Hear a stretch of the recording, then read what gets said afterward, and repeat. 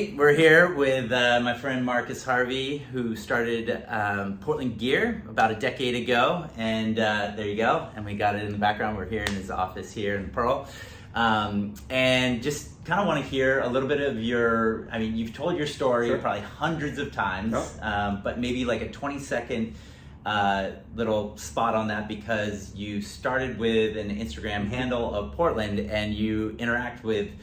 There are hundreds of thousands of people that interact with your brand. So yeah, started that in 2013. Moved back to Portland from the University of Oregon and wanted to build a community of people here. Instagram was just getting big.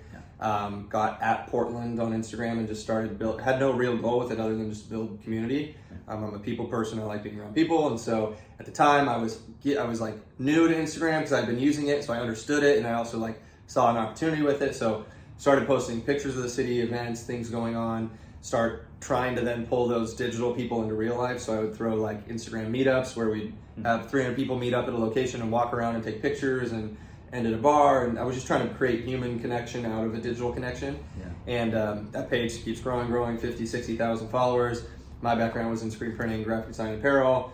Came up with the P logo that's got the state of Oregon in it. Made it for myself. in your high school, like selling t-shirts and stuff like Started that. selling t-shirts, running the student store. So I've always been entrepreneurial without even knowing I was entrepreneurial, but I love Nike and clothes and shoes and that whole world. So when I came up with the P logo, I designed it for myself. I wanted to wear something that I could wear Portland, my Portland pride in a different way. Love the Timbers, but like a Timbers jersey wasn't enough. And you know, we didn't have a Major League Baseball team, and oftentimes the logo of the baseball team kind of becomes a symbolic logo of the city. So came up with the P logo, had zero expectations with it, posted it through the Instagram page. First day it did $5,000 in sales. Didn't have that much stuff. Call the screen printer, get more, didn't know what I'm doing. Get a Volkswagen bus, start doing pop-ups around town, opening stores, and we're here 9 years later. We've got about 24 employees and opening our third retail store at the airport next month. And we get to tell the story of Portland through product and take inspiration from the city and the region and make informed products like waterproof backpacks and apparel and stuff like that. Yeah, it's awesome. Yeah, and this is a question I haven't asked anyone yet on these videos, but you know, we were talking about before this video, like you get tens of thousands of people that come into your stores and that are influenced through social media and all that. And like, what is the most miraculous or inspiring story of someone who maybe had a different concept of what Portland was, especially with all the negative press we've gotten recently, and then they experience it and it's like, wow, Portland's different. I think the story is not necessarily a story about, well, it is one person shared it with me, but I think it's more of an overarching thing where someone said to me that you can be known in Portland. The difference about Portland is you can be known here. I was like, what does that mean? And I like kind of dove into it more with them, and they're like, you know, Portland, it's more of a big town than it is a big city. And you know, you and I can walk around and know people all over the place. And you know, in Portland, you live in neighborhoods and areas, and you know your coffee shop owner, and you know your neighbors, and you know the people, and you can be known for your sexual identity, your orientation, your job, like you're celebrated. So being known is actually, it was really kind of meta and deep, where it's like, you can be you in Portland, and you can be known for being you. You don't have to change who you are. So a lot of the sentiment I get from people, and that kind of resonated with me too, was like, you can be you in Portland.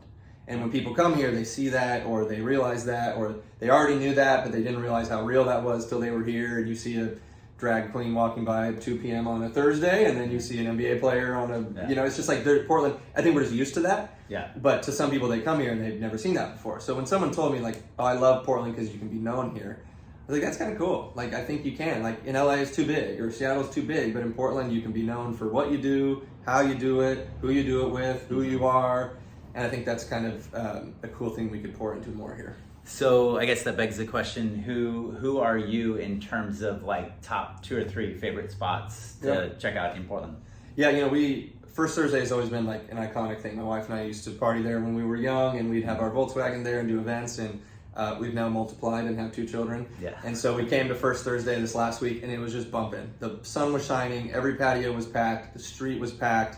It was just awesome and refreshing to see. I could walk around and be known, not like ego-wise, but like people were like, oh, Marcus, and I'd be like, oh, I haven't seen you in a long time. And seen restaurant owners and bar owners and people we used to see and friends and other kids. And it was just like, it's cool to go somewhere and feel known and feel valued and heard and stuff. So First Thursday is just an iconic event in Portland. That's our favorite to go out to. It feels communal, it feels safe, it feels awesome.